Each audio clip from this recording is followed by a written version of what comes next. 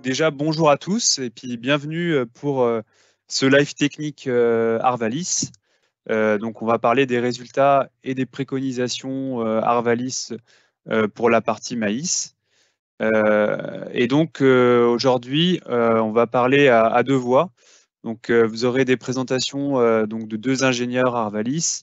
Donc voilà, on met nos caméras. Et donc pour ceux qui nous connaissent pas, donc voilà, moi je vais présenter une partie des résultats. Donc je suis Bastien Chopineau, donc, je suis ingénieur régional basé à Auzouer-le-Marché. Vous avez mes petites coordonnées en dessous. Et donc je suis accompagné d'Edouard aujourd'hui. Oui, bonjour à tous. Donc, Edouard Baranger, le collègue de Bastien, sur la partie sud de la région centre, basée à Bourges. Bonjour à tous. On va s'intéresser à une grande zone centre de la France, hein. Donc on va parler voilà, des zones Île-de-France jusqu'à l'Auvergne, en prenant un petit peu la Bourgogne et puis évidemment l'ensemble de la région Centre-Val-de-Loire. Et donc, au programme ce matin, on va parler d'abord du bilan de campagne de l'année écoulée, en reprenant les points clés et quelques clés d'explication voilà, de la campagne. Il nous semblait important aussi de refaire un peu un topo au niveau de la physiologie du maïs et le lien avec la dessiccation des grains, parce qu'on était dans une campagne atypique avec des récoltes précoces et des dessiccations de grains vraiment marquées. Donc voilà, faire un petit point là-dessus. Ensuite, on aura un gros point sur le désherbage. Donc là, Edouard vous présentera les actualités réglementaires en termes de désherbage, quelques résultats d'essais sur les graminées estivales, et après un focus sur les adventices compliqués dans notre région, hein, les graminées, notamment le régras, et un petit point d'information et de gestion sur les problématiques montantes d'Atura. Donc ensuite, après le topo des herbages, on parlera de l'incontournable variété. Donc voilà les résultats des essais de post-inscription Arvalis et partenaires. Et donc aujourd'hui, on parlera seulement des variétés grains. Il n'y aura pas de variétés fourrage qui seront abordées aujourd'hui. Mais après, bon, globalement, je referai un petit focus sur notre outil qu'on a mis en place l'an dernier sur VAR Maïs. Et il y a beaucoup d'informations en grains et en fourrage pour vous aider à choisir vos variétés. Donc, avec Bastien, on a souhaité vous faire un point, quelques focus en désherbage autour des sujets qui sont affichés sur la première diapo, là, en termes de quelques points d'actualité réglementaire, contexte économique, disponibilité produit, des éléments concernant un nouveau produit qui arrive sur le marché, bon, évidemment sans nouvelle matière active, mais un nouveau produit, et puis quelques focus sur l'ensemble de notre base de données, sur la gestion des PSD. Un point très rapide sur le régras en termes de propositions et de stratégie de programmes chimiques, purement chimiques. Et on terminera par le cas du datura, avec l'ensemble on va dire, de la biologie de l'espèce, et puis comprendre comment la gérer au mieux avec l'échelonnement des levées. En termes d'actualité réglementaire, donc des choses que vous connaissez tous, je pense, assez bien maintenant. Donc, suite à la dernière décision de l'ANSES, donc de novembre de l'année dernière maintenant, sur les SMOC, on a la dose des 1000 grammes maxi par hectare et par an, donc ça, il n'y a pas de changement là-dessus. Bon, vous avez la conversion dans les différents grands produits de SMOC, donc 1,09 en dual, de 1,04 en Mercantor et 2,5 de Camix. Donc voilà, en termes de dose, des ZNT de 20 mètres, une DVP de 5 mètres minimum, et tout ça réductible avec l'utilisation de bus antidérive. Donc bus à injection d'air antidérive. Et toujours l'interdiction sur parcelle drainée quand l'hydrin coule. Recommandation firme, ça également, la position reste la même, hein. Non-utilisation des SMOC sur les aires d'alimentation de captage en eau, donc ces aires qui sont prioritaires et zones sensibles. a mis à disposition donc par Syngenta un outil accessible, qualifiable, qui permet de situer les parcelles et de voir dans quelle zone on se situe et s'il y a un risque potentiel. Donc un outil important, pratique quand on a un doute sur la localisation de la parcelle. Et puis la recommandation d'applications de préférence en poste précoce ou en localisé sur le rang. Quand on est dans des stratégies de désherbage mixte, l'application sur le rang qui permet de limiter les quantités apportées, on va dire, à l'hectare. Concernant le DMTAP, réapprobation, l'AMM renouvelé en 2021 avec des réapprobations des produits par État membre qui est en cours. Une recommandation de la firme, donc de BASF, qui recommande aujourd'hui l'utilisation de DMTAP avec un grammage maximal de 864 grammes par hectare et par an, ce qui correspond à 1,2 litre d'ISAR et à 4 litres de Dakota. Donc pour le Dakota, ça change pas grand-chose. Et sur les aires d'alimentation de captage en eau, le plafond qui est donné en termes de recommandation à 1152 grammes par hectare sur 2 ans en cumul, sans dépasser les 864 grammes maximal par hectare et par an. Donc c'est la combinaison des deux recommandations, ce qui nous fait un ISAR à 0,8 maximum par an pour quand on divise les 1152 grammes en deux, ou un ISAR à 1,2 litre, 1 an sur 2. Voilà en termes de recommandations, sachant que on aurait potentiellement également comme information l'APINDI, donc un reclassement potentiel en 2024 qui pourrait classer l'APINDI H361D, ce qui aurait des impacts, on verra à ce moment-là, mais potentiellement sur les mélanges et les associations. En termes de nouveautés ou de produits qui arrivent, que l'on teste maintenant depuis 2020 dans nos essais, donc l'ISRAN, donc qui est donc de Sumiagro. Je vous ai rappelé, donc ça ici s'affiche, on va dire, technique. Donc on est sur une composition de clomazone à 80 grammes par litre, mésotrione 150 grammes, une dose d'AMM d'1 litre hectare. C'est non fractionnable. En termes d'usage, on a l'usage maïs grain et fourrage et le maïs semence.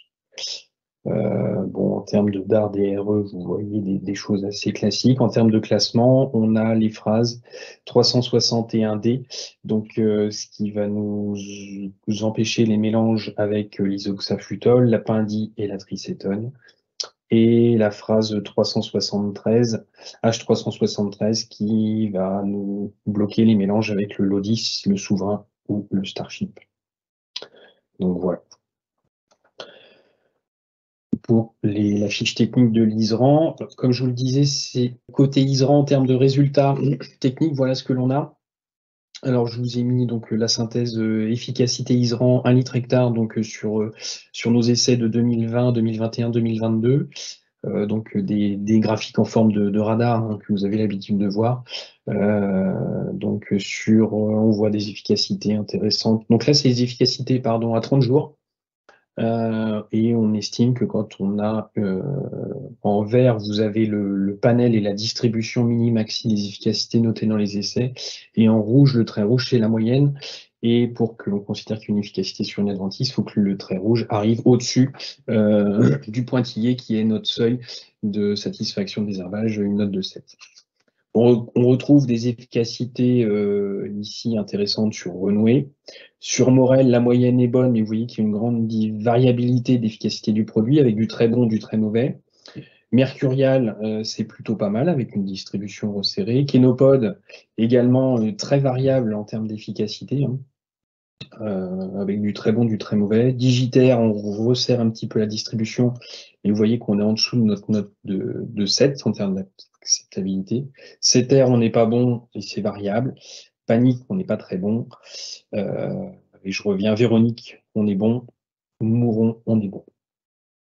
Ambroisie, c'est loin d'être suffisant comme en Renault. Quand on regarde là sur le graphique de droite, je vous ai repris donc les efficacités 30 jours et complété des efficacités 30 jours. Et ben, on voit qu'en termes d'efficacité globale, le produit solo est peu satisfaisant. On a forcément un gros défaut là sur PSD. Hein, donc déjà à 30 jours, c'était limite. Et quand on passe à 60 jours, ça décroche vraiment. On retrouve des efficacités qu'on voyait, hein, Kenopone, Morel ici. Renoué, Ambroisie, ça décroche. Mercurial, Mouron des oiseaux, ça tient bien, pas 60 jours. Et sur Véronique également. Alors, c'est un produit herbiracinaire utilisé en prélevé ou en post-précoce. On voit qu'en termes d'efficacité, ça peut être assez insuffisant. Donc, c'est un produit d'association principalement avec des chlores. En termes de sélectivité, pas de souci particulier. Pardon, et attention quand même avec ces produits. En termes d'application en conditions sèches, on peut avoir des dégradations fortes, et c'est ce qui explique assez souvent la perte d'efficacité de ce produit dans certaines conditions, comme on peut le voir sur le graphique de gauche. Voilà pour l'ISRAN. On a voulu vous faire un focus sur la maîtrise des graminées estivales, donc tout ce qui est PSD, dans l'idée d'avec moins de chloroacétamine. Donc on a repris les bases chloro et on a vu comment, on va vous présenter comment on peut les compléter pour avoir des efficacités satisfaisantes. Alors le contexte, évidemment, économique de dispo des produits va être compliqué sur le printemps qui arrive. Hein. En termes de SMOC, on peut avoir quelques soucis d'appro. On sait qu'il y a des prix qui vont fortement augmenter sur les bases DMTAP par exemple. Des inquiétudes aussi en termes de dispo de la pendimétalline, alors ce qui ne sera pas forcément le cas pour le Dakota, mais tous les autres produits à base de pendi. Même si aujourd'hui la firme BASF assure qu'il y aurait à peu près 80% des volumes qui seraient assurés des volumes historiques aux distributeurs pour le printemps. Donc voilà, donc plutôt se positionner assez tôt en termes de commandes, et puis évidemment, inévitablement, une inflation forte sur les prix au global. Donc voilà un petit peu le contexte. Et dans ce contexte-là, on a regardé donc comment associer au mieux ces chloros. Donc c'est issu de notre base, hein, notre base de données dans laquelle on cumule tous les ans l'ensemble des données que l'on a, et même des données de certains partenaires qui sont sûrement autour du micro ici. Donc l'objet de cette synthèse, ici on a regardé l'Adengo sur une base Adengo Extra 0,44, donc on était sur PSD, donc là l'efficacité à 30 jours, voilà ce qu'on a comme efficacité, on est en dessous de notre seuil de satisfaction. Et quand on vient compléter cet Adengo, soit avec de l'ISAR, donc la dose de 864 grammes de DMTAP, hein, on passe à des efficacités satisfaisantes. Et la même chose quand on vient compléter avec le SMOC à 1000 grammes. Enfin 898 pour être précis, avec le dual à 1,0. Donc tout ça en prélevé. Si maintenant on fait un focus par chloro, si on regarde les bases dual, on va dire à 1000 grammes, donc on est toujours en prélevé, efficacité 30 jours sur PSD. Je ne vous l'ai pas dit dans la diapo précédente, on est plutôt à chaque fois sur les dominantes CTR dans ces essais. Voilà ce que l'on a quand on vient compléter donc ce dual en prélevé, donc des duals complétés d'Adengo. Donc c'est ce qu'on a vu juste avant dans la diapo précédente. Hein. Donc on vient rajouter l'isoxaflutol et le thièncarbazone. Donc on passe sur des efficacités satisfaisantes à 30 jours, au-dessus de la barre de 7. Le dual Alcance, donc là on vient compléter avec de la clomazone et de la pindi. Donc principalement un apport de la clomazone, hein, un petit 90 grammes, donc on a des efficacités intéressantes, même si vous le voyez sur le graphique, quand c'est assuré, on a un petit peu moins de données, puisque c'est des essais, on va dire, un peu plus récents, donc qu'on viendra compléter avec l'ensemble de nos données. Quand on vient compléter le dual avec de l'ISRAN, donc la mésotrione clomazone, avec 120 grammes de méso et 64 grammes de clomazone, là on a des très bonnes efficacités à 30 jours. Et puis quand on vient avec la solution Camix, donc nos à peu près 1000 grammes de S-MOC, complété avec 86 grammes de méso. Alors on est bon, on est un petit peu moins bon qu'avec l'Isran, où là le grammage de clomazone de mésotrione était plus élevé et dans lequel on avait les 64 grammes de clomazone. Voilà en termes de compléments sur les bases et d'associations sur les bases duales. Quand on regarde maintenant, toujours en prélevé, même situation, mêmes essais, sur les bases ISAR, donc DMTAP, on voit déjà que l'ISAR solo est mieux que, si je reviens, que le dual solo, hein. Ici, on est à 6,2. Le l'ISAR solo 1,2 litre, on passe la barre de satisfaction. Et quand on regarde les différents compléments que l'on avait à disposition dans nos essais, il me manque la ligne. Alors, je ne sais pas si vous voyez tout le tableau, enfin, vous l'aurez quand on va vous l'envoyer. Donc, c'est la ligne du bas, donc c'est pas très gênant parce que c'est la ligne DMTAP, hein, en dessous de l'appendice, où on est évidemment à 864 grammes de DMTAP. Quand on vient compléter, enfin, positionner un Dakota, donc toujours ces 850 grammes de DMTAP complétés avec 1000 grammes de Pindi, on voit que ça n'apporte rien. Donc la Pindi n'apporte rien dans ces situations-là. Quand on vient compléter l'ISAR avec le lagon, donc l'IFT et la clonifène, finalement on voit que ça n'apporte pas grand-chose non plus. On n'est pas sur des situations où le grammage apporté d'aclonifène et d'isoxaflutol sur PSD n'apporte rien. Quand on vient ensuite, là on retrouve des choses et des efficacités intéressantes. Donc sur une base ISAR, on l'avait vu tout à l'heure, donc Adengo Extra 0,33, c'est des choses qu'on a vues dans la diapo précédente, on a des niveaux de satisfaction intéressants. L'Alcance, donc là on apporte en plus du DMTAP 600 grammes de Pindi. Donc on a vu qu'avec le Dakota ça apportait rien, donc c'est plutôt la clomazone qui va nous apporter l'efficacité supplémentaire avec l'Alcance. Dans cette association-là. L'association avec Merlin à 1,7 nous apporte 75 grammes d'isoxaflutol. Donc, et là, on retrouve des efficacités intéressantes. Ce qu'on ne voyait pas avec le lagon, hein, quand on regarde le lagon ici, les 45 grammes d'isoxaflutol n'étaient pas suffisants. On a la même base des MTAP, mais on voit que en passant de 45 grammes à 75 grammes, on a vraiment une efficacité complémentaire et supplémentaire, pardon, qui vient nous apporter une satisfaction des herbages supplémentaires. Quand on regarde l'ISAR associé à l'Isran, donc le produit qu'on vient d'évoquer juste avant, donc là on a un apport de la mésotrione à 120 grammes et de la clomazone à 64 grammes. Et on voit qu'en termes d'efficacité, ça va être la meilleure qu'on va retrouver dans l'ensemble de ces comparaisons. Donc l'apport de la méso et de la clomazone. Si maintenant on passe sur le joint, 1,5 litre, ici donc on est sur le complément pétoxamide, donc avec 900 grammes de pétoxamide apporté, on a des efficacités qui deviennent intéressantes. Alors un petit peu moins de données également sur cette modalité-là, on a un petit peu moins d'essais où elle était présente, mais dans les essais que l'on a, on est à 9,1. Et puis dernier élément de comparaison, l'ISAR associé à du caliprime à 0,33. Donc là, on va apporter 166 grammes de mésotrione en plus. Et du coup, on retrouve des efficacités intéressantes, comme vous pouvez avoir avec un Isran. Hein, on apportait 120 grammes de mésotrione. On avait des efficacités supplémentaires associées à la clomazone. Mais là, avec nos 160 grammes de méso, on arrive à des efficacités satisfaisantes.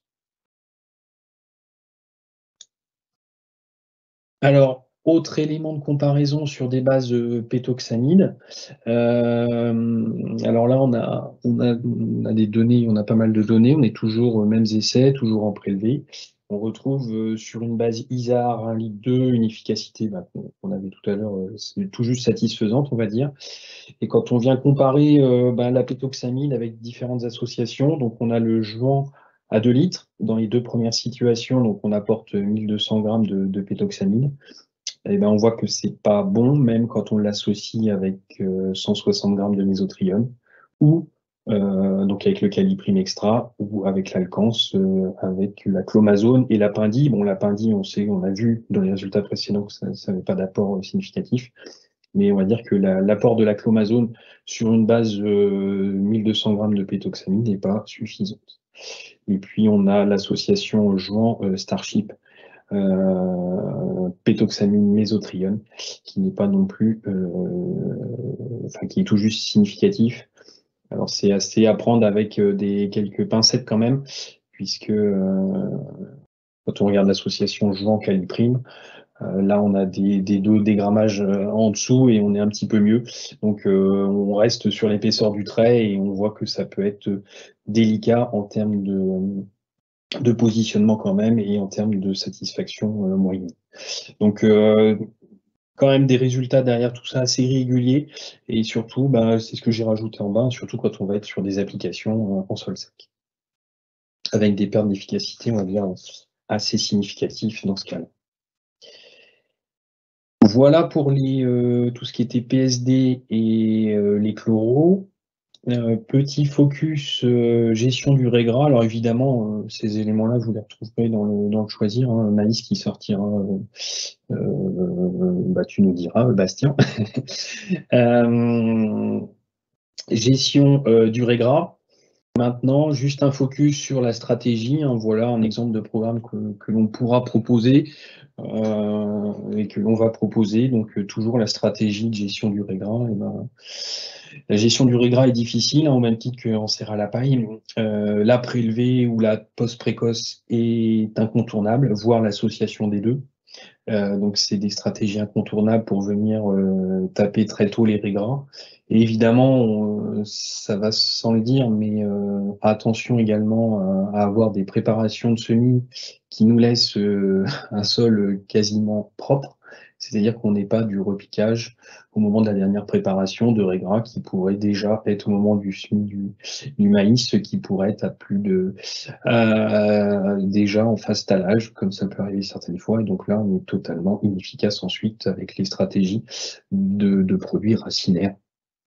Donc, passage inévitable, la prélevée ou la précoce, voire les deux. Donc, je ne vais pas revenir en détail, hein, mais c'est la base des MTAP et SMOC, hein, voir leur association qui est incontournable pour gérer ces régras. Et quand on va être en programme, eh ben, si on fait de la pré plus de la poste, plutôt du DMTAP en pré, suivi du dual du SMOC en poste. Donc voilà le passage incontournable, on va dire, de la gestion du régras. Tout simplement parce que quand on regarde la suite, eh ben, évidemment, on a le complément post-levée, rattrapage foliaire, eh ben, sur des bases sulfo. Donc là, on connaît tous les problématiques sulfo et résistance. Alors même si les résistances, on va dire, serre à la paille et sur maïs, on ne va pas rentrer dans le détail, mais peuvent être un petit peu différentes sur ces différentes familles de sulfo quand même. Donc attention à ces rattrapages qui sont importants, qui sont nécessaires dans certaines situations, mais quand on va être en situation bien connue de résistance, bah, qui seront inefficaces. Et donc, il faudra vraiment miser sur les deux positionnements pré et post. Donc en post levé rattrapage, donc des bases évidemment, je vous l'ai dit, sulfo. Attention, si on a déjà fait de la Dengo extra, on ne reviendra pas avec du Monsoon à cause de la tienne carbazone, qui est déjà dans la Dengo. Donc ça, c'est un point de vigilance là-dessus. Et puis, à noter qu'il y a une recommandation pour des contraintes de résidus, limite maximale de résidus, donc les LMR, de ne pas dépasser 75 grammes de forum sulfurant. Ce qui représente une association, si on fait l'association, de 2 litres d'équipe et 1 litre de Monsoon, si je ne me trompe pas dans le calcul. Donc voilà en termes de stratégie régras que l'on peut proposer.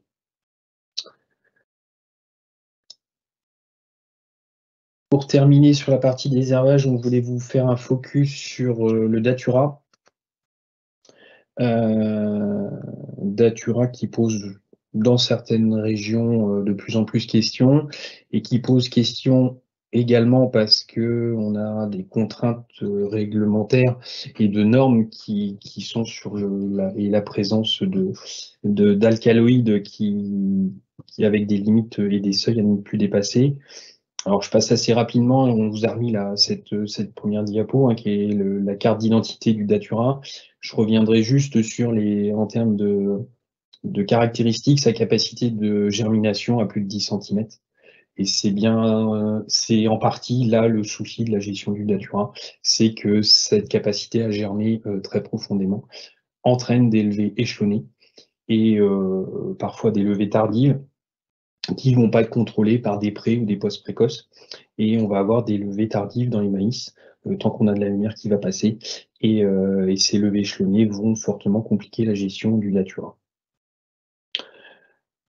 Pour rappel, donc en termes de normes, l'ARFD, alors l'ARFD, j'ai mis mon anti-sèche en bas, c'est la dose de référence aiguë, et en fait ça définit la quantité maximum de substance qui peut être ingérée par le consommateur pendant une courte période. C'est pas la limite maximale journalière. Donc ça, c'est vraiment la limite maximale qu'un consommateur peut consommer sur une période courte, sans risque pour la santé. Donc la RFD sur Datura est de 0,16 microgrammes par kilo de poids corporel. À savoir que si on s'amuse à faire un petit calcul, quand on analyse les graines, et vous le voyez là sur la flèche qui est en bas, là de jaune à rouge, c'est bien la graine. Là, c'est les teneurs en alcaloïdes, hein. C'est vraiment la graine de Datura qui contient la plus forte concentration en alcaloïdes tropaniques. Donc, quand on fait des analyses, on sait qu'une graine contient environ 28 microgrammes d'alcaloïdes tropaniques. Et si on fait le petit calcul pour une personne moyenne de 70 kg, et si on multiplie 70 par 0,016, ça nous fait 1,12 microgrammes, ce qui veut dire qu'on est sur 1/25e de l'âne de Datura en termes de consommation qu'il ne faut pas dépasser sur une courte période. Donc, ce qui est très faible. Du coup, en termes de cadre réglementaire, des choses sont arrivées donc, sur les alcaloïdes tropaniques concernant le maïs grain, conso et popcorn et le maïs fourrage, donc règlement de août dernier, donc, qui modifie le règlement qui datait de 2006. Deux catégories, comme souvent à chaque fois pour ce type d'alcaloïdes, une réglementation pour l'alimentation humaine et pour l'alimentation animale. Pour l'alimentation animale, la base, c'était de ne pas retrouver plus d'1 gramme par kilo de Datura. Pour l'alimentation humaine, le nouveau règlement impose de ne pas dépasser en termes de somme d'alcaloïdes tropaniques, c'est-à-dire à la fois l'atropine et la scopolamine qui sont contenus dans les graines, de ne pas dépasser 15 microgrammes de ces alcaloïdes par kilo de maïs conso ou 5 microgrammes par kilo pour le maïs popcorn. On n'a pas encore, pour la partie alimentation animale, de seuil. C'est des seuils qui sont en cours de discussion et qui devraient peut-être arriver, mais on n'a pas encore ces informations-là. Ce qui veut dire que si on refait nos petits calculs, qu'une graine contient 28 grammes d'alcaloïdes tropaniques, avec le détail atropine, scopolamine, et que le seuil réglementaire, avec le seuil réglementaire du maïs grain, ce qui veut dire que quand on fait tous ces petits calculs, ça veut dire qu'il ne nous faut pas plus d'une graine de Datura dans 2 kg de maïs au moment de la collecte. Ce qui veut dire que si on imagine qu'une plante de Datura contient à peu près 500 graines, ça veut dire que 500 graines peuvent contaminer 1 tonne de maïs. Et si on pousse le vice à faire des petits calculs, ce qui veut dire qu'il ne nous faut pas plus de 10 plantes de Datura par hectare de maïs si on considère qu'on fait un rendement de 10 tonnes de maïs hectare. Donc ce qui est très peu. D'où la vigilance importante que l'on doit avoir sur cette notice. Alors, en termes de lutte et en termes de stratégie de lutte, on a voulu vous représenter quelques éléments qui avaient permis quand même de recueillir quasiment une enquête qu'on avait menée il y a 2 ans. On avait quasiment 2000 réponses à cette enquête, ce qui est quand même non négligeable, de savoir où est-ce qu'il y avait des problèmes de Datura dans les parcelles auprès de ces agriculteurs ou techniciens. Alors, ce qu'on retrouve, c'est que on retrouve principalement le datura dans les passages non rouleurs pour 20%. Tout ce qui va être tour de champ, fourrière, tournière, etc. pour 28%. Les zones où on a des dégâts de gibier à 17%. Pourquoi? Parce que simplement on n'a plus de concurrence avec le maïs parce que le maïs a disparu. Souvent, quand on a des dégâts de sanglier, il y a un retournement en surface du sol, ce qui veut dire potentiellement remise en germination de graines qui étaient suffisamment enfouies normalement, mais qui remontent en surface avec ces actions de passage du gibier. Et puis 13% où on nous indiquait un salissements homogènes. Donc là, c'est quand on commence vraiment dans des situations où le datura est très présent. Et puis les autres zones qui posaient problème, donc quand même quasiment un quart, hein, ce qui était bordure de champs, bordure de route, les parcelles voisines et les contaminations croisées, l'état de terre de remblai, où souvent on voit du datura, les parcours d'animaux, les abords de bâtiments, il y avait plusieurs zones hors champs agricoles qui peuvent à force contaminer les parcelles concernées. Donc, des recommandations, c'est qu'avant la montée à graines de datura, on peut intervenir. Hein. C'est par exemple broyer les passages non rouleurs quand la pression est vraiment très forte, évidemment avant la montée des graines, et surveillance des bords de parcelles si on peut intervenir pour des actions de destruction avant récolte. Et même message que l'on a également en serre à la paille quand on a des parcelles salonales ou adventices. Attention au moment de la récolte. Éviter de contaminer les parcelles qui sont propres ou indemnes de datura avec l'ensemble du matériel, que ce soit broyeur, que ce soit moissonneuse-batteuse ou travail du sol. On peut transporter des graines. Nettoyage de la moissonneuse-batteuse à l'eau ou à l'air. Alors c'est plutôt à l'air en cours de campagne et puis à l'eau en fin de saison pour vraiment éliminer l'ensemble des graines potentiellement récoltées. Et toujours ce message assez classique de récolter ce qui est propre en premier et ce qui est sale en dernier pour éviter une remontée du datura dans les parcelles non contaminées. Sur cette même enquête, on avait posé la question aux répondants, donc agriculteurs techniciens, de comment ils jugeaient aujourd'hui l'efficacité du désherbage du datura. Alors, dans 27% des situations, la gestion était plutôt bonne, 28% insuffisante, et la partie jaune, les 45%, on va dire quasiment un retour sur deux, où l'efficacité était jugée correcte dans un premier temps, mais ça manquait de persistance. Et on retombe bien là sur la difficulté de gestion du datura avec ces levées échelonnées qui peuvent intervenir après les interventions de pré ou de post précoce sur maïs, et donc qui ne sont plus gérées ensuite, puisqu'on a des relevés qui peuvent être tardifs. Donc vraiment un point important et assez caractéristique de l'espèce. Alors c'est pas un souci d'efficacité des herbicides, puisque on a quand même une gamme aujourd'hui qui permet de gérer plutôt très correctement. Il suffit de quand même faire attention à ce qu'on choisit, mais qui permettent une gamme herbicide qui gère plutôt bien le datura. C'est vraiment ces levées échelonnées qui compliquent un contrôle final satisfaisant. Donc c'est plutôt une stratégie de prévoir une base de prélevé suivi d'une ou deux applications d'herbies racinaires, voire foliaires, pour gérer jusqu'au plus tard, on va dire, ces levées tardives de datura, en allant jusqu'au stade 8 feuilles. Et donc c'est bien ces levées échelonnées aussi qui vont mettre en défaut tout ce qui va être désherbage mécanique, puisqu'il y a deux éléments, c'est qu'on ne va pas pouvoir passer trop tard, donc on peut avoir des levées post-désherbage mécanique, évidemment, mais aussi l'action du désherbage mécanique peut entraîner favoriser la levée de nouveaux datura, puisque, comme je vous le disais, ça peut favoriser la remontée de graines en surface et d'avoir des graines qui, du coup, se retrouvent dans un horizon de sol favorable à leur levée. Voilà quelques éléments. Donc, pour terminer, en termes de, ça c'est pareil, on vous proposera des programmes détaillés et complets dans le choisir. En termes d'exemples de stratégie, je vous le disais, il y a de nombreux produits qui fonctionnent. En prélevé ou post-levée précoce, alors c'est évidemment non exhaustif non plus, les bases mésotrione ou les bases isoxaflutol, plus ou moins partenaires, sont efficaces. Suivis ou rattrapés par des principalement foliaires, donc principalement des sulfos, hein, avec par exemple le moonsoon, Florum sulfuron, éthylène-carbazone, tout ce qui va être mésotrione, sulcotrione, tambotrione, nicosulfuron, un petit peu à associer peut-être, les bases hormones avec le dicamba, le binage en conditions sèches, mais attention vraiment à ces levées tardives. Donc ça, c'est plutôt des rattrapages foliaires. Et puis après, ça peut être également des rattrapages à la fois racinaires et foliaires sur des bases, par exemple, de type Camix équipe. Si on a évidemment Camix, si on n'a pas mis de S-MOC au premier passage de prévu. Donc voilà un petit peu en termes de stratégie, plusieurs choses fonctionnent. C'est vraiment cette gestion dans le temps qui est délicate.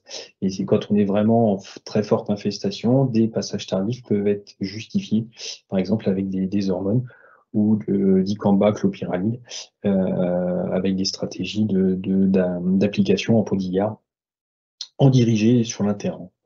Donc voilà un petit peu, c'est vraiment ce qu'il faut retenir, c'est la gestion dans le temps et dans la durée du datura d'un point de vue herbicide si on veut contrôler vraiment cette adventice. Et donc suivre, selon les années aussi, ces levées qui peuvent être très tardives.